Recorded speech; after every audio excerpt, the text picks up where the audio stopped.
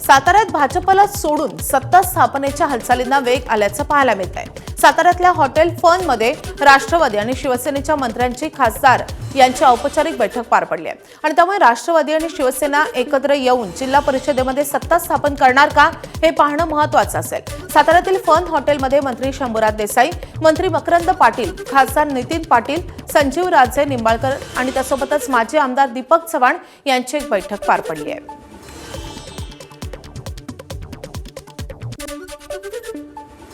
चर्चाच नाही, प्राथमिक झाली चर्चा। म्हणजे आता थोडेसे DPCचाही विषय होता माझा आणि या संदर्भात प्राथमिक चर्चा झाली, परंतु बाकी कुठला निर्णय नाही, काय नाही। अजून वरिष्ठांशी चर्चा नाही, सदस्यांना विचारलेलं नाही, त्यामुळे अजून तो काही विषय काय बैठक होती? सत्ता स्थापनेची काही हालचाली प्राथमिक चर्चा झाली। तसं रामराजे साहेब म्हणले की चहा गोड होता बैठकीत, तशी बैठक DPTC उद्या आहे, त्याच्यावर चर्चा झाली।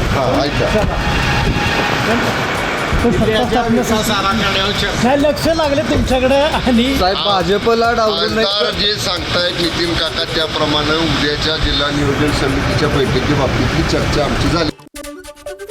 जिल्हा परिषद आणि पंचायत समितीच्या निवडणुकांमध्ये भाजपला सोलापूरमध्ये चांगलं यश मिळालंय।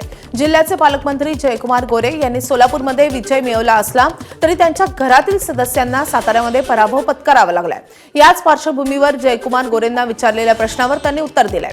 तसेच सोलापूर जिल्ह्यामधल्या माळशिरसच्या निकालावर भाष्य करताना माजी आमदार राम सातपुते यांच्या हत्येचा कट रचला गेला होता असा खळबळजनक दावाही जयकुमार गोरेंनी केलाय। त्याचा तपास सध्या पोलिसांमार्फत सुरू असल्याची माहितीही गोरेंनी दिली आहे। खासदार धैर्यशील मोहिते पाटील यांनी जयकुमार गोरे यांच्यावर गुंड म्हणत टीका केली होती। ज्या पद्धतीची मतं भारतीय जनता पक्षानं गावागावात घेतली, त्यातून अनेक कार्यकर्त्यांना दमबाजी, मारहाण हे प्रकार झाले। त्यातून एक तर विषय असा समोर आला की आमचे तिथले माजी आमदार राम सातपुते यांच्यावर हल्ला करण्याचा प्रयत्न झाला आणि एक माहिती अजून पुढे येते की आज पोलीस तपास करतायत की त्यांच्या खुनाचाही कट करण्यात आला आणि तो कट कुणी केला हेही आपल्याला या अनुषंगानं भविष्यात समोर येईल त्या माहिती सगळ्या। त्यामुळं अशा पद्धतीनं कोण गुंड आहे, कोण काय आहे या संदर्भात आपल्या काही माहित्या पुढे येतील आणि तेव्हा आपण त्यावर चर्चा नक्की करू। चंद्रपूर महानगरपालिकेमध्ये नेमकं काय झालं याचा परिणाम परभणी महानगरपालिका महापौर आणि उपमहापौर निवडीमध्ये होणार नाही असं परभणीचे ठाकरेंच्या शिवसेनेचे खासदार संजय जाधव यांनी म्हटलंय। काँग्रेससोबत आमची अगोदरच युती होती आणि आताही युती कायम आहे। आम्हाला कुठलीही अडचण महापौर करण्यामध्ये येणार नसल्याचं खासदार संजय जाधव यांनी म्हटलंय। अजित पवार यांचा अपघात होण्यापूर्वी 25 तारखेला त्यांचा मला फोन आला होता असे संजय जाधव यांनी म्हटलंय। त्यांच्याशी आमच्या प्रतिनिधींनी बातचीत केली आहे, आपण पाहूया। चंद्रपूरमध्ये उद्धव बाळासाहेब ठाकरे यांच्या शिवसेनेच्या सोबत काँग्रेस आली। आता काँग्रेसच्या प्रदेशाध्यक्षांचं म्हणणं की आम्ही परभणीमध्ये या सोयीचं तसंच राजकारण करायचं। मी काय म्हणलं, परभणीमधली आमची युती ही आघाडी ही निवडणुकीपूर्व झालेली होती आणि चंद्रपूरमध्ये मला वाटते की तिथे आघाडी न करता लढलेले दोन्ही पक्ष होते। कारण निवडून आल्यानंतर त्यांची बांधिलकी दोघं एक दुसऱ्याची राहायला पाहिजे, पण लोकलच्या राजकारणाची काय समीकरणं आहेत ते त्यांना माहीत। पण आमच्या इथं आम्ही निवडणुकीपूर्व युती केली, आघाडी केलेली असल्यामुळं आमचा समन्वय चांगल्यापैकी आहे, आमची ट्युनिंग चांगली आहे आणि आम्ही आपसात दुसऱ्याला समजून घेऊन चालू आहे आमचं आणि आमचाच ह्या ठिकाणी महापौर आणि उपमहापौर होईल यामध्ये कुठं दुमत नाही। कारण आमचं स्थानिकचं राजकारण हे आम्ही दुसऱ्याला सामंजस्याने घेऊन केलेलं आहे आणि त्याचं आम्ही पुढे टिकवू। काँग्रेस सोबतच राहील, काँग्रेस सोबतच राहील। अजित पवारांच्या राष्ट्रवादी संदर्भात काही माहिती मिळते की ती सोबत आहे तुमच्या, म्हणून काय वाटतं महापालिकेमध्ये? नाही, निवडणुकीपूर्व अजितदादाची दुर्घटना 28 तारखेला घडली आणि 25 तारखेला मला दुपारी 3-4च्या दरम्यान फोन आला होता अजितदादांचा की परभणी महापालिकेचं काय चालू आहे। मी म्हणलं दादा काय आहे? मला म्हणले अरे आपण दोघं बसू। मी म्हणलं दादा काँग्रेसची आमची निवडणुकीपूर्वची युती आहे, बसायचं तर आपल्याला तिघाला बसावं लागेल, दोघाला काही बसता येणार नाही। त्या दृष्टीनं बोलणं झाली। नंतर आता अशी दुर्घटना घडल्यामुळं पुढचे विषय झाले नाहीत, परंतु परभणीमध्ये काँग्रेस आणि आम्ही दोघं मिळून महापौर बनवू याचा मला फार विश्वास आहे। विरोधक खासदार संजय जाधव यांनी स्पष्ट केलं की परभणी महापालिकेमध्ये काँग्रेस आमच्यासोबतच राहणार। पंकज क्षीरसागर, ABP माझा, परभणी। चंद्रपुरात ठाकरेंच्या शिवसेनेनं महाविकास आघाडीचा भाग म्हणून पाठिंबा देणं अपेक्षित होतं, मात्र तसं झालं नाही आणि त्यामुळे याचे परिणाम महाराष्ट्रभर उमटल्याशिवाय राहणार नसल्याचं काँग्रेसचे प्रदेशाध्यक्ष हर्षवर्धन सपकाळ यांनी म्हटलंय. तर परभणीतही आम्ही आमच्या सोयीनं वागायचं का असा खोचक सवालही सपकाळ यांनी ठाकरेंच्या शिवसेनेला केलाय. घोडेबाजार निश्चित झालाय. 1000 कोटीचा सुधीर मुनगंटीवारांचा बंगला हा चंद्रपूरमध्ये एक चर्चेचा विषय आहे. आता तेवढ्याच महाग महापौर बसवण्याकरता तेवढंच पद ते महागात त्यांनी विकत घेतलंय. तो आमच्या पक्षात कुठल्याही पद्धतीने ही फाटाफूट झालेली नाही. जी काही झाली आहे ती उभाटा हे थेट स्वरूपामध्ये भारतीय जनता पक्षासोबत गेली.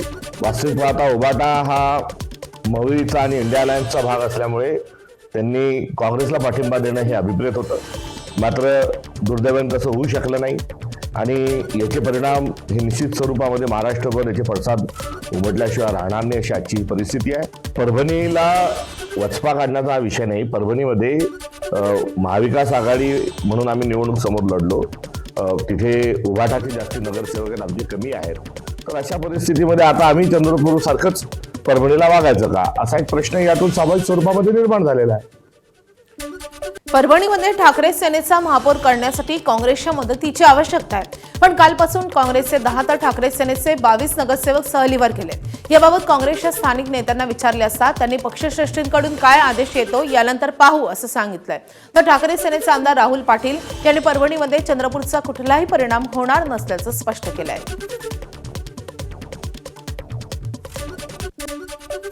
आज मुंबई महानगरपालिकेमध्ये महापौर आणि उपमहापौर पदासाठी निवडणूक प्रक्रिया पार पडणार आहे. यावेळी मुख्यमंत्री देवेंद्र फडणवीस आणि उपमुख्यमंत्री एकनाथ शिंदे दोघेही महानगरपालिकेच्या क्वीन गॅलरीमधून संपूर्ण निवडणूक प्रक्रिया पाहतील. निवडणुकीचा कार्यक्रम 12 वाजता सुरू होईल. 11:15 वाजता दोन्ही नेते पालिकेमध्ये हजर राहतील. पहिल्यांदाच भाजपचा महापौर आज मुंबई महापालिकेमध्ये पदभार स्वीकारेल. भाजपच्या महापौर म्हणून रितू तावडे आज सकाळी 12 वाजता पदभार स्वीकारतील. तर उपमहापौरपदी शिंदे शिवसेनेचे संजय घाडी हे देखील पदभार स्वीकारतील. ठाकरेंच्या शिवसेनेनं आणि इतर कोणत्याही पक्षानं उमेदवार न दिल्यामुळे ही निवडणूक बिनविरोध होणार आहे. नाशिकमधील शिवसेनेच्या अंतर्गत वादावर तोडगा काढण्यासाठी उपमुख्यमंत्री एकनाथ शिंदेंची बैठक बोलावलेली आहे. मुंबईमध्ये शिवसेनेचे नगरसेवक पदाधिकाऱ्यांसोबत एकनाथ शिंदेंची बैठक पार पडेल. एकनाथ शिंदे या बैठकीमध्ये नेमके काय आदेश देतात हे पाहणं महत्त्वाचं असेल. राज्याचं अर्थसंकल्पीय अधिवेशन येत्या 23 फेब्रुवारीपासून सुरू होणार असून ते 25 मार्चपर्यंत चालेल. या अधिवेशनामध्ये मुख्यमंत्री देवेंद्र फडणवीस 6 मार्च रोजी राज्याचा अर्थसंकल्प मांडणार आहेत. दरम्यान होळीनिमित्त शनिवार आणि रविवार धरून सलग 5 दिवसांची सुट्टी असणार आहे आणि त्यामुळे 2 मार्च ते 4 मार्च दरम्यान अधिवेशनाचं कामकाज होणार नाही अशी माहिती देखील मिळते. राज्यात कालपासून 12वीच्या बोर्डांच्या परीक्षेला सुरुवात झाली आहे. मात्र परीक्षेच्या पहिल्याच दिवशी डोंबिवलीमध्ये एका कुटुंबावर दुःखाचा डोंगर कोसळलाय. परीक्षेसाठी घरातून निघालेला 18 वर्षांचा सोहम कटरे हा विद्यार्थी नियतीच्या क्रूर खेळाचा बळी ठरलाय. मुंब्रा आणि कळवा स्थानकादरम्यान लोकलमधून पडून सोहमचा जागीच मृत्यू झालाय. डोंबिवली येथे राहणाऱ्या सोहमचे कळवा येथील मनीषा विद्यालयामध्ये परीक्षा केंद्र होते. कालपासून 12वीची परीक्षा सुरू झाली आहे. बीडमध्ये पहिल्याच इंग्रजीच्या पेपरला कॉपी पुरवण्यासाठी परीक्षा केंद्राबाहेर गर्दी झाल्याची धक्कादायक बाब समोर आली आहे. ही ड्रोन दृश्य बीडच्या परीक्षा केंद्राबाहेरची कॉपी पुरवण्यासाठी नातेवाईकांनी शर्थीचे प्रयत्न दर्शवणारी आहे आणि त्यामुळे पहिल्याच दिवशी कॉपी मुक्त अभियानाला हरताळ फासण्यात आलाय. दरम्यान काही कॉपी पुरवणाऱ्या नातेवाईकांना पोलिसांनी चोप देखील दिलाय. बीड जिल्ह्यामध्ये 103 परीक्षा केंद्रावर 45,247 विद्यार्थी परीक्षा देत आहेत. प्रत्येक वर्षी दिसणारी परिस्थिती रोखण्यासाठी प्रशासनानं कठोर पावलं उचलली. मात्र कॉपी पुरवणाऱ्यांची संख्या कमी झालेली नाहीये. बीड शहरातील काही परीक्षा केंद्रांवरील ड्रोन दृश्य टिपली आहेत. ड्रोन पायलट सुशांत काशीत यांनी 12वीच्या परीक्षेच्या पहिल्याच दिवशी 42 कॉपीची प्रकरणं समोर आली आहेत. अमरावती विभागामध्ये पहिल्याच दिवशी सर्वाधिक 22 प्रकरणांची नोंद झाली आहे. तर पुण्यामध्ये 10, नाशिकमध्ये 4, छत्रपती संभाजीनगरमध्ये 3, लातूरमध्ये 2 तर नागपूरमध्ये 1 प्रकरण समोर आलंय.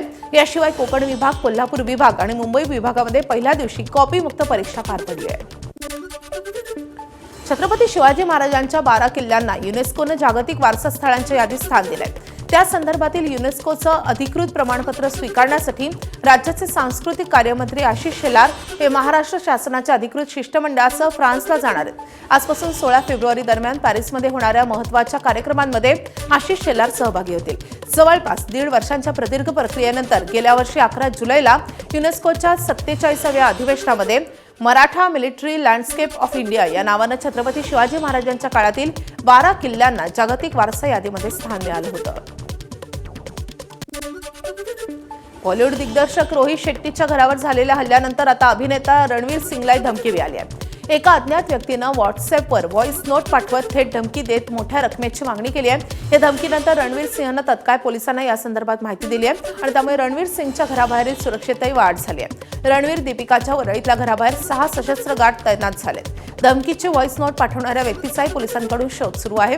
रणवीर आणि दीपिका पादुकोण ज्या सोसायटीमध्ये राहतात त्या सोसायटीतील रहिवाशांनी या घटनेबाबत चिंता व्यक्त केली आहे. मोठ्या संख्येनं तैनात करण्यात आलेल्या सशस्त्र सुरक्षा रक्षकांमुळे सोसायटीतील नागरिकांमध्ये भीतीचं वातावरण निर्माण झालंय. सोसायटी प्रशासनानं या संदर्भात पोलिसांना पत्र लिहून आपली भूमिका मांडली आहे. वाढीव सुरक्षेमुळे रहिवाशांच्या दैनंदिन जीवनावर परिणाम होत असल्याचंही त्यांनी सांगितलंय. हिंदी सिनेमामध्ये आपल्या भूमिकांनी खिळवून ठेवणारा अभिनेता राजपाल यादव सध्या आर्थिक अडचणीत सापडलाय. सिनेमासाठी त्यानं कर्ज घेतलेलं होतं. सिनेमाची कमाई कमी झाल्यामुळे त्याला फटका बसलाय. नंतर चेक बाउन्स झाल्याप्रकरणी राजपाल यादवला अनेकदा कोर्टात हजर राहण्यासाठी नोटीसही मिळवली होती. अखेर 2 दिवसांपूर्वीच त्यानं दिल्लीमधल्या तिहार जेलमध्ये आत्मसमर्पण केलंय. माझ्याकडे खरंच पैसे नाहीत, मी कायद्याचा आदर करणारा नागरिक आहे, मी पळून जाणार नाही असं राज्यपालनं म्हटलंय. राजपालला अशा प्रकारे अडचणीत पाहून अनेक सेलिब्रिटी त्याच्या मदतीसाठी पुढे आले. सोनू सूद राजपालला मदत करण्यासाठी पुढे सरसावलाय, तर आता टीव्ही अभिनेता गुरमीत चौधरीनं मदतीसाठी तयारी दर्शवली आहे. वेब सिरीजमध्ये काम करणाऱ्या एका अभिनेत्यानं बेरोजगारी आणि कौटुंबिक अडचणींमुळे चक्क टेम्पो चोरी केल्याचा धक्कादायक प्रकार समोर आलाय. गोरेगाव पूर्वेमधल्या आरे कॉलनी परिसरामधून हा टेम्पो चोरीला गेला होता. बहिणीच्या लग्नासाठी पैशांची गरज भासल्यामुळे आणि फिल्म इंडस्ट्रीमध्ये काम न मिळाल्यामुळे अभिनेत्यानं हा चुकीचा मार्ग स्वीकारल्याची माहिती पोलिसांनी दिली आहे.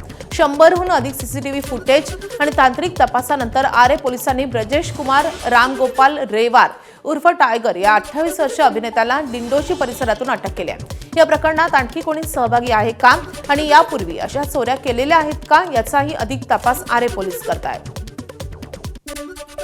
पुणेकरांचं हक्काच्या घराचं स्वप्न लवकरच पूर्ण होणार आहे. म्हाडाकडून मार्च महिन्यामध्ये 3,000 घरांची सोडत काढण्यात येणार आहे. 25,000 परवडणारी घरं केवळ 20% सर्वसमावेशक योजनेमधून उपलब्ध करून देण्यात आली आहेत. या संदर्भातली माहिती पुणे मंडळाचे सभापती शिवाजीराव आढळराव पाटलांनी दिली आहे. म्हाडाचा विभागीय घटक पुणे गृहनिर्माण आणि क्षेत्रविकास मंडळातर्फे पुणे, पिंपरी चिंचवड महानगरपालिका, PMRDA, सोलापूर, कोल्हापूर आणि सांगली जिल्ह्यामधल्या विविध गृहनिर्माण प्रकल्पातील 4,186 सदनिकांच्या विक्रीसाठी संगणकीय सोडतही काढण्यात आली आहे. तर मुंबईमध्ये कोस्टल रोडवर जय हो या गाण्याची धून वाजणार आहे. मुख्यमंत्री देवेंद्र फडणवीस यांच्या उपस्थितीत आज दुपारी 12:30 वाजता याचा शुभारंभ होणार आहे. विशेष संगीत पट्ट्यांमुळे वाहन चालकांना सुखद अनुभव मिळेल. सोमालियाची राजधानी मोगादिशू येथे एका प्रवासी विमानाचं थेट समुद्रकिनारी लँडिंग झालंय. मोगादिशू विमानतळावर लँडिंग वेळी विमानामध्ये तांत्रिक बिघाड झाला होता आणि पायलटनं तत्काळ समय सूचकता दाखवत विमान सुरक्षितरित्या समुद्रकिनारी लँड केलंय. सुदैवानं कोणतीही जीवितहानी झालेली नाहीये. अमेरिकेच्या जॉर्जियामध्ये एका खासगी विमानाचं इमर्जन्सी लँडिंग झालंय. थेट हायवेवरच हे विमान उतरल्यामुळे काही काळ वाहतुकीवर परिणाम झाला होता. हे विमान लँड होताच काही वाहनांनाही धडकलं. टेक ऑफ नंतर या विमानामध्ये काही तांत्रिक बिघाड झाला. पायलटनं तत्काळ हे विमान हायवेवरच उतरवण्याचा निर्णय घेतला. सुदैवाने या अपघातात कोणतीही जीवितहानी झालेली नाहीये. मास्टर ब्लास्टर सचिन तेंडुलकरनं पंतप्रधान नरेंद्र मोदींची सहकुटुंब भेट घेतली आहे. या भेटीचं कारण होतं पंतप्रधानांना मुलगा अर्जुन आणि सानिया यांच्या विवाह सोहळ्याचं आमंत्रण देण्याचं. यावेळी पत्नी अंजली, मुलगा अर्जुन, मुलगी साराही हजर होती. यानंतर काँग्रेसच्या माजी अध्यक्षा सोनिया गांधींच्या निवासस्थानी जाऊनही सचिननं लग्नाचं निमंत्रण दिलंय. यासोबतच सचिननं दिल्लीमध्ये अमित शहांची भेट घेत विवाह सोहळ्याचं आमंत्रण दिलंय. तर यावेळी सचिन तेंडुलकर याचा मुलगा अर्जुन आणि सारा हे देखील उपस्थित होते. सचिन तेंडुलकरचा मुलगा अर्जुन याचा विवाह सोहळा लवकरच पार पडणार आहे आणि त्यामुळे सचिन तेंडुलकरचं संपूर्ण कुटुंब यावेळी उपस्थित होतं. पंतप्रधान मोदींसह सोनिया गांधी आणि अमित शहा यांना देखील या विवाह सोहळ्याचं खास निमंत्रण सचिन तेंडुलकरनं दिलेलं आहे. याचे फोटो सचिननं त्याच्या सोशल मीडिया अकाउंटवरून शेअर केले आहेत.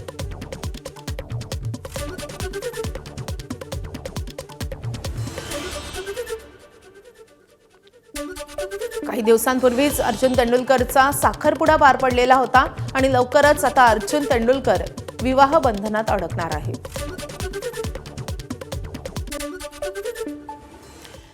तर या बातम्यांसोबतच बुलेटिनमध्ये एक छोटासा ब्रेक घेणार आहोत. पाहत राहा